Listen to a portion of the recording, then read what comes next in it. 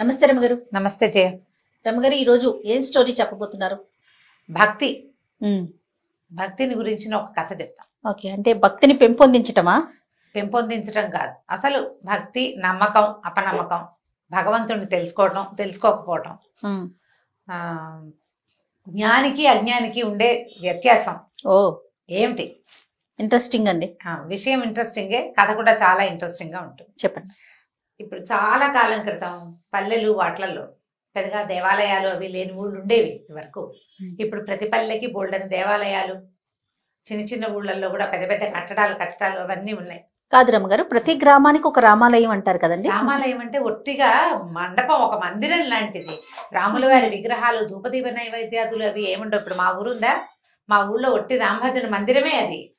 రామాలయం అంటే సీతారాముల లక్ష్మణుల విగ్రహాలు, వివిధ షోడశోపచారాలు చేయటాలు అవి చాలా తక్కువే చేయ. భజనలు ఉండేవి, రామ్ భజన చేస్తారు. మాకు 2 రామ్ భజన మందిరాలు ఉండేవి. ఇప్పుడు కూడా అవే రామ్ భజన మందిరాలు ఉన్నాయి. అక్కడ విగ్రహాలు ఏముండవు, ఏమి లేదు. 2 పటాలే, అక్కడో పటం ఇక్కడో పటం. ఇక్కడ కొన్ని జాతుల వాళ్ళు ఇక్కడ, కొన్ని జాతుల వాళ్ళు అక్కడ చేసుకోవడం. ఇప్పుడు ఒక మహాలక్ష్మి వారు, మా ఊళ్ళ అమ్మవారు వెలిసిన ఒక దేవాలయం ఉంది, మా వాళ్ళు కట్టింది అంతే. ఇది కూడా దేవాలయం అంటే పెద్దగా మనకి గోపురాలు అవి ఉన్నది ఏం కాదు. ఒక భక్తికి ఒక సులువైన మార్గం అంతే. భగవంతుని తలుచుకునేందుకు సులువైన మార్గాలు. ఇప్పుడు పల్లెటూళ్ళల్లో కొండ కోనల్లో ఎక్కడుండేవి దేవాలయాలు? ఉండేవి కాదు. అయితే ఏమైంది, పూర్వం చాలా కాలం క్రితం ఒక పల్లెటూరికి ఆనుకుని ఒక కోయ జాతులు కొండవాళ్ళు ఉండే ఒక పెద్ద అడవి ఉండేది.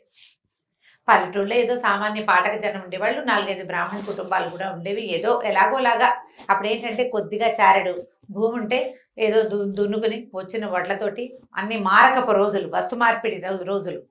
అలాగే ఏదో బతికేవాళ్ళు. పెద్దగా డబ్బులు గిబ్బులు అన్ని చోట్ల డబ్బు ఉండటము, ధనంగా ధనికులు భూస్వాములు ఉండే రోజులు కావు అసలు అవి. ఒకవేళ ఉన్నా ఎక్కడో పెద్ద ఊళ్ళల్లో ఉండేవాళ్ళు. ఈ పల్లెల్లో వాటిలలో ఏదో ఉంటే పొలాలే తప్పిస్తే డబ్బున్న వ్యవహారం ఏమీ కనపడేది కాదు. అయితే ఈ పల్లెటూరును అనుకున్న మొన్న అడవి ఉంది కదా, అందులో కొన్ని కోయా కొండ జాతుల వాళ్ళు ఉండేవాళ్ళు. అయితే ఏమైందట, ఓ సంవత్సరం బాగా వానలు పడి పైనుంచి ఒక సెలయేరులో కొన్ని దుంగలు అవి కొట్టుకొస్తాయి కదా, అట్లా. అవునండి. చెట్ల కొమ్మలు కొట్టుకొస్తాయి, దుంగలు కొట్టుకొచ్చేస్తాయి. వానకి మొదలు కదిలిపోయి చెట్లు పడిపోతాయి, అదంతా కింద కొట్టుకొచ్చేస్తుంది. అట్లా కొట్టుకొచ్చిన వాటిల్లో ఒక అంత పెద్ద చింతమొద్దు దొరికింది వాళ్ళకి. చింతమొద్దు దొరికితే అది బాగుంది అనుకున్నారు. ఇప్పుడు మిగిలిన చెట్లు అన్ని ముక్కలు చేసి పెట్టుకున్నారు. ఈ చింతమొద్దుని మామూలుగా ఏం చేస్తారంటే చింత కానీ వేప కానీ మామిడి కానీ నీటిలో బాగా నాననిస్తారు. దాన్ని ఏదో అంటారు, పేరు గుర్తు రావట్లేదు. దీన్ని ఏంటంటే దాని లైఫ్ పెరుగుతుంది అనమాట. నీటిలో నానిన కొద్దికి గట్టిదనం వస్తుంది చెట్టుకి. తర్వాత దాన్ని ఆరబెట్టి దాంతో ఫర్నిచర్ చేసుకుంటారు. సీజనింగ్ అంటారు. సీజన్డ్ వుడ్ దాని పేరే అది. ఆ సీజనింగ్ ఏంటంటే నీళ్ళలో పడేసేయటమే అనమాట. నిద్రగన్నేరు చెట్లు కూడా కొట్టేసి పెద్ద పెద్ద దుంగల్ని చెరువుల్లో పడేస్తారు. పడేసి కొంతకాలం బాగా అది నానిన తర్వాత దాని లైఫ్ పెరుగుతుంది. ఆ చెక్క లోపల ఇంక్లూషన్స్ ఉంటాయా, వరుసల లోపల ఆ తెరలు అవన్నీ ఫిక్స్ అవుతాయి అనమాట. దానికి బిగు వస్తుంది ఆ చెక్కకి. అట్లా ఈ నీళ్లలో నాననిచ్చారు. ఆ చింతమొద్దుని ఒకరోజు పగలేద్దామని దాన్ని తీసుకొచ్చి బయట పెట్టుకున్నారు. బాగా ఆ మాత్రం ఎత్తుగా ఉన్నది, బాగా మంచిది. ఇట్లా కావలించుకుంటే ఒక పెద్ద 2 బలాఢ్యులు అట్నుంచి ఇట్నుంచి పట్టుకున్నా వాళ్ళ చేతులు కలవనంత పెద్ద దుంగ అది. 2 బలమైన వాళ్ళు 2 చేతులు అట్నుంచి ఇట్నుంచి కావలించుకుంటే బాగా ఆ మాత్రం కైవారం ఉంటుందా, అంతకంటే ఎక్కువ. అంత పెద్దది, అంత పెద్ద దుంగ. అంత పెద్దదంటే చాలా మంచి వస్తువులు అవి బాగా తయారవుతాయి అని భావించారు. అయితే ఏం చేశారు, నీళ్ళ నుంచి బయటపడేశారు. కొద్దిగా ఆరాక దాన్ని పగలేయటానికి కొట్టేసరికల్లా ఏమైందంటే దానికి బార్క్ లాగా ఉంటుంది కదా, అది ఏమంటారు మన బెరడు, అది ఊడిపోయి దుంగ కొంచెం పక్కకి వాళ్తే కింద అది పగలగొట్టడానికి దుంప తెగింది. ఒక కుర్రాళ్ళు కొంతమందికి నేల మీద పడుకున్నారు. ఒక కుర్రాడు నేల మీద పడుకుని ఇట్లా అలా చూసేసరికి ఆ దుంగకి ఇవి చెక్కల్లో ఒక రకమైన తెరలుగా ఒక డిజైన్ లాగా ఉంటుంది కదా, ఆ డిజైన్ ఎలా కనపడిందంటే దాని మీద ఉన్నది ఆ దుంగకి 2 కళ్ళు ఉన్నట్టు కనపడింది వాడికి. ఓ ఇది చూస్తోందిరా అన్నాడు. చూడటం ఏమిటి, దాన్ని నిలబెట్టారు. చూస్తే ఇట్లా నిలువుగా ఉన్న దుంగకి ఇట్లా 2 కళ్ళల్లే కనపడ్డాయి.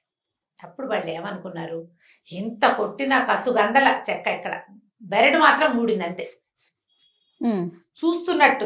చూస్తుంటే వాళ్ళకి సంతోషం వచ్చేసింది. ఈ దుంగని ఇది జేజి అని భావించారు. భావించి ఏం చేశారు, ఆ చెరువు పక్కనే ఎక్కడ సెలయేరు ఎక్కడ కిందకు వచ్చిందో దానికి కొంచెం పక్కగా ఆ తడి ఇవక లేకుండా చూసుకుని ఓ చోట నిలబెట్టారు. నిలబెట్టి బొట్టు పసుపు రాసి బొట్టు పెట్టుకున్నారు. అక్కడి నుంచి ఆ దొంగని జేజిగా భావించి రోజు దండం పెట్టుకోవటం మొదలుపెట్టారు. పసుపు రాసేవాళ్ళు, బొట్టు పెట్టేవాళ్ళు.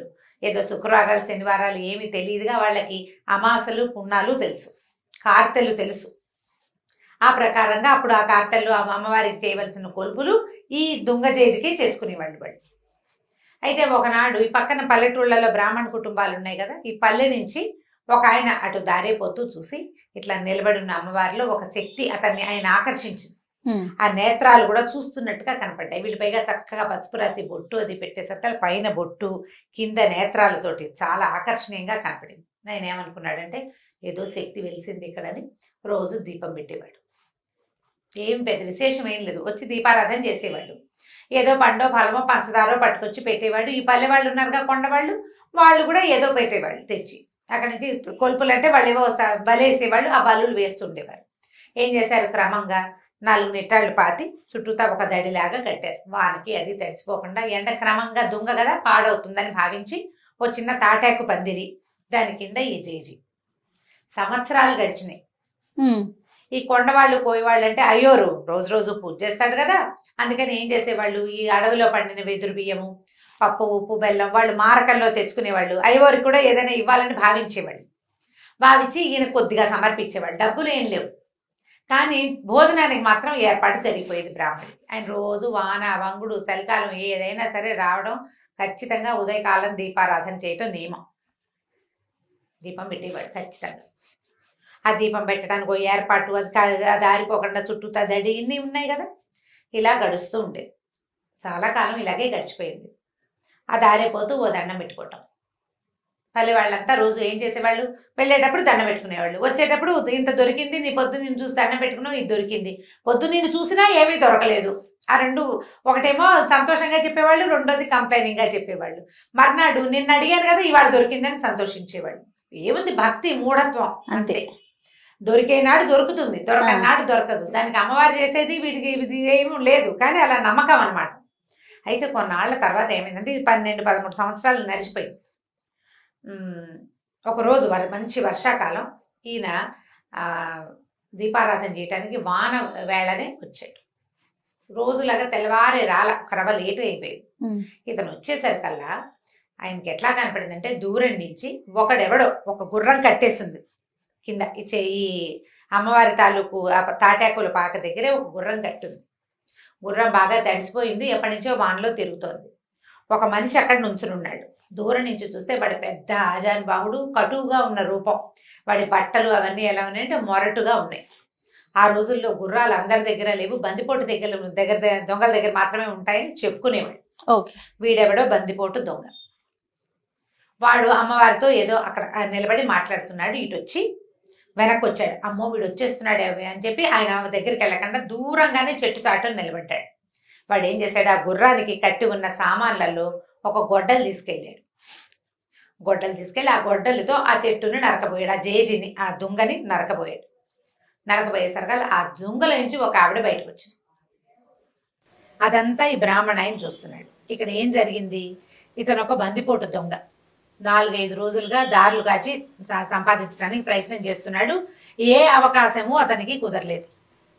పోనీ 4 కట్టెలు కొట్టి ఇంటికి పట్టుకెళ్తే ఇంట్లో వాళ్ళు కాస్త కలు గంజో తాగుతారంటే, వర్షాకాలం వాన విపరీతంగా, ఎక్కడా కట్టె లేదు, ఏమీ లేదు. ఇంట్లో ముసలి తల్లి ఉంది, కడుపుతో ఉన్న భార్య ఉంది, 1-2-3 చిన్నపిల్లలు ఉన్నారు. వాడికి ఆహారం అవసరం ఇంటికి. దొంగే వాడు ఇదంతా చూసి ఎక్కడ అడవిలో దొరక్క తిరిగి వెళ్ళిపోతూ ఈ దుంగను చూశాడు. ఈ కట్టడంలో ఉండి ఏమి తడి అంటూ అంటకుండా ఉన్నది, దీన్ని పగలేసి సగమైన గుర్రం మీద మోసుకెళ్ళిపోతే ఓ సంచి తెచ్చుకున్నాడు. గోన్ సంచి కూడా ఉంది వాడి దగ్గర. తడవకుండా పట్టుకెళ్ళిపోతే పట్నం పట్టుకెళ్ళి అమ్మేసుకోవచ్చు, ఇంట్లో వాళ్ళకి 4 నూకలు వస్తాయి, కాస్త 4 నూకలు కొనుక్కోవచ్చు. ఆ ఉద్దేశంతో అతను ఏం చేశాడు, ఇక్కడ ఏమి ఆ వస్తువు దొరికింది ఏమీ లేదు, పూజ జరుగుతోందని తెలిసింది, కానీ పూజ ఏమిటి దుంగకి, తను చేయడు ఆ పూజ, జస్ట్ చూశాడు అంతే. గొడ్డలు తీసుకొచ్చి నరకబోయాడు. నరకపోతే అందులోంచి అమ్మవారు లేచి బయటకు వచ్చింది. వీడికి కనపడుతోంది బ్రాహ్మణ ఆయన నిమిత్తలు ఉంచున్నాడు కదా పెద్ద మనిషి.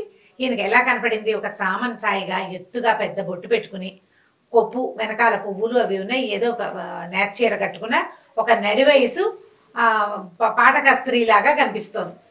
కానీ ఖచ్చితంగా దొంగలోంచే వచ్చింది. ఓ అప్పుడు ఆవిడ ఏం చేసింది?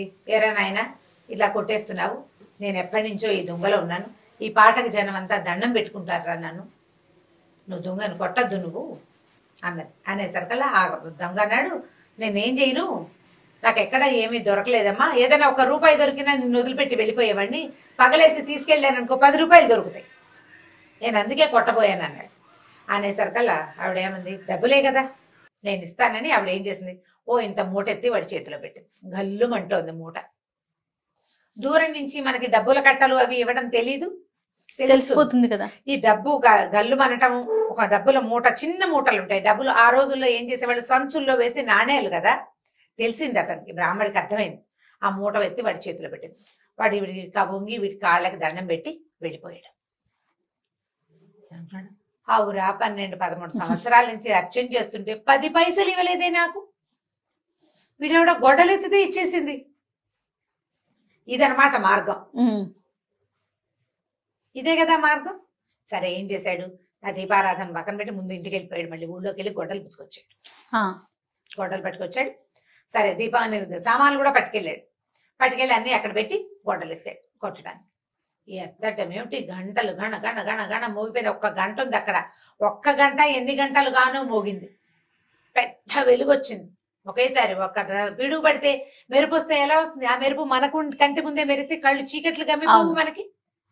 పెద్ద మెరుపుల్లే వచ్చింది. ఈ దెబ్బ అసలు ఇట్లా దానికి తగలకుండా, ఇంకా తగల్లా గట్టిగా తగలక ముందే పెద్ద మెరుపు, గంట మోగిపోయింది విపరీతంగా. కళ్ళు కాసపోయినాయి బ్రాహ్మణానికి.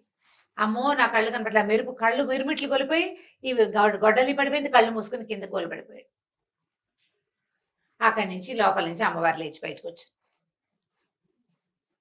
బయటకు వచ్చేసరికల్లా ఏం బ్రాహ్మణైనా, అదేమిటమ్మా నన్ను గుడివాడిని చేసేసావు నువ్వు, ఇందాకటి వాడు కొట్టినప్పుడు వాడికి కొడుతుంటే వాడికి డబ్బిచ్చేవే, ఇన్నేళ్ల నుంచి నిన్ను సేవిస్తున్నాను, నాకు ₹1 ఇవ్వాల, పైగా కొడితే డబ్బిస్తావని నిన్ను కొట్టబోయాను నేను, వాడికి డబ్బిచ్చి నా కళ్ళు పోగొడతావా నువ్వు, నీకు భక్తుడిని కదా, 12-13 ఏళ్ళ నుంచి నిన్ను సేవిస్తున్నాను ఇన్ని సంవత్సరాలుగా అనేసరికల్లా ఆవిడేమందంటే, నిజం నువ్వు నా భక్తుడివి, వాడు నా భక్తుడు కాదు, వాడికి నేను ఉన్నట్టే తెలీదు, నన్ను అమ్మవారిగా భావించి కొట్టలే, వాడు దొంగగా భావించి కొట్టాడు, వాడు అజ్ఞాని, ఇందులో దేవుడు లేడని వాడు అనుకున్నాడు, నీకు తెలుసు నేను ఇందులో ఉన్నానని,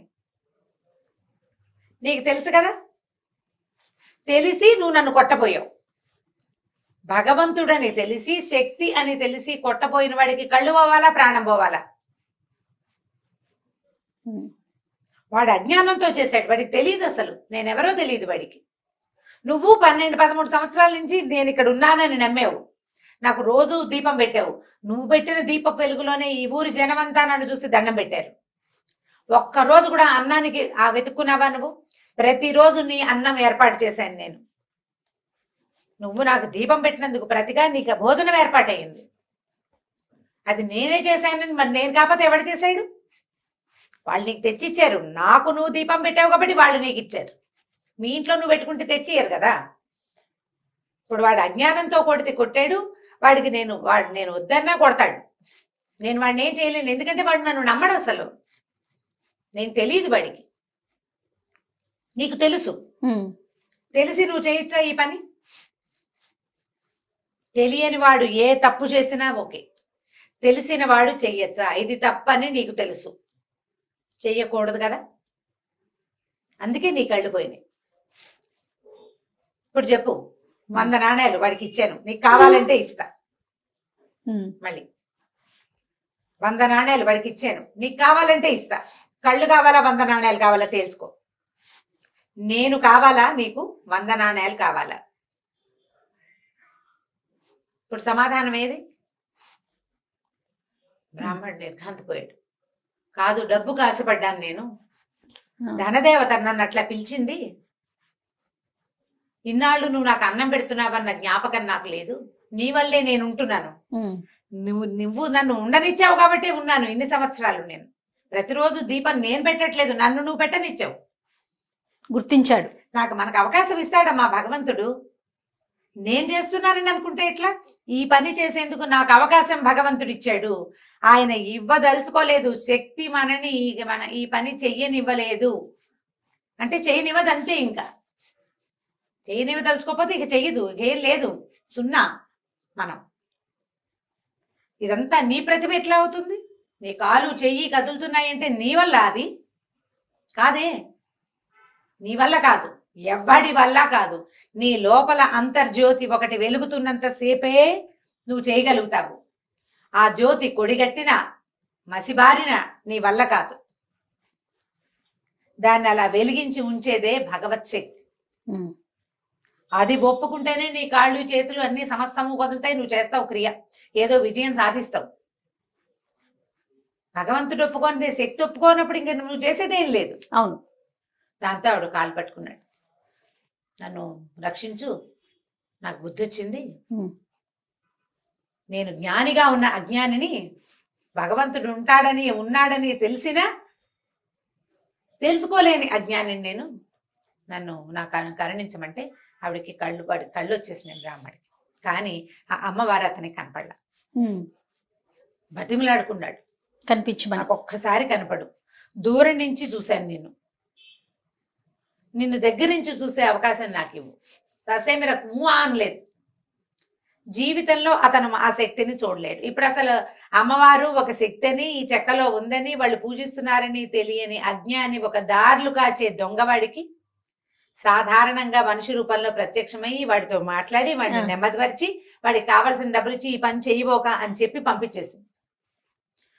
ఇన్ని సంవత్సరాలుగా పూజ చేస్తున్న వాడికి ఎప్పటికీ వాడికి అవకాశం కనిపించదు. ఆ మనిషికి అవకాశం లేదా, బ్రాహ్మడికి ఆ అవకాశం ఇవ్వకుండానే అమ్మవారు లోపలికి వెళ్ళిపోయి ఆ తర్వాత ఎప్పుడూ ఎవ్వరికీ కనపడలేదట. కానీ పూజ మాత్రం జరుగుతూనే ఉండేది, పూజ జరిగేది. ఈ నిదర్శనం ప్రపంచానికి తెలిసింది. ఆ నిదర్శనానికి ప్రత్యక్ష సాక్షి అయిన బ్రాహ్మడికి మాత్రం అమ్మ తాలూకు సారూప దర్శనం, సహజంగా ఉన్న రూపంలో ఉన్న దర్శనం ఆమె ఎట్లా కనపడుతుంది అతను ఎప్పటికీ చూడలేకపోయాడు, తెలుసుకోలేకపోయాడు. మనం ఏదైనా తప్పు అని మన లోపల తెలిస్తే అది చేయకూడదు. శక్తి ఉంది, ఏది కనపడదే, అలా ఉంటుందా ఇలా ఉంటుందా, కనపడదే అని అడగకూడదు. దాని స్వరూపాన్ని నీకు ఒకసారి అర్థమైతే నీ లోపల తెలుసుకోవడానికి ప్రయత్నించాలి. మనసులో ఆ జ్ఞాన దృష్టితోటి తెలుసుకోవాలి. సాకారమైన రూపంలో చూడాల్సిందేనని, నువ్వు కనపట్టలేదు కాబట్టి లేదని ఇలాంటి మాటలు మాట్లాడకూడదు. నీకు నమ్మకం ఉంటే, నీకు తెలియకపోతే వేరే కదా. నమ్మకం లేదు అని ఎవడు చెప్పడు. ఒకవేళ చెప్పినా అది అబద్ధం చెప్తున్నట్టే, అది అబద్ధం చెప్తే. ఇప్పుడు ఉన్నాయి కొంతమంది చూడండి వితండవాదం చేస్తా ఉంటారు, ఏది ఎక్కడుంది, ఇక్కడుందా, అక్కడుందా, చూపించండి అని. ఇలాంటి వాళ్ళకి ఇలాంటి కథ నిజంగా చెంప పెట్టే కదా. మన శరీరంలో ప్రాణం ఎక్కడుందో ఒక చోట నువ్వు చూపించు, నువ్వు చేయలేదు. అది ఇందులో ఒక్క పదార్థం నువ్వు చేసింది కాదు. నీ శరీరంలో నువ్వు పైన గోళ్ళకి రంగేస్తావు, ఏది గోరు మొలిపించు, నీ వల్ల అవుతుందా? గోరింట గోళ్ళని పెట్టుకుంటాం. ఈ చర్మం తెప్పించు ఎక్కడి నుంచి అయినా. చర్మం దానంతటది తెచ్చుకుంటుంది. రిపేరబుల్ పొజిషన్ లో ఉంటే బాడీ దాన్ని రిపేర్ చేసుకుంటుంది. అది ఎవ్వరూ చేయలేరు.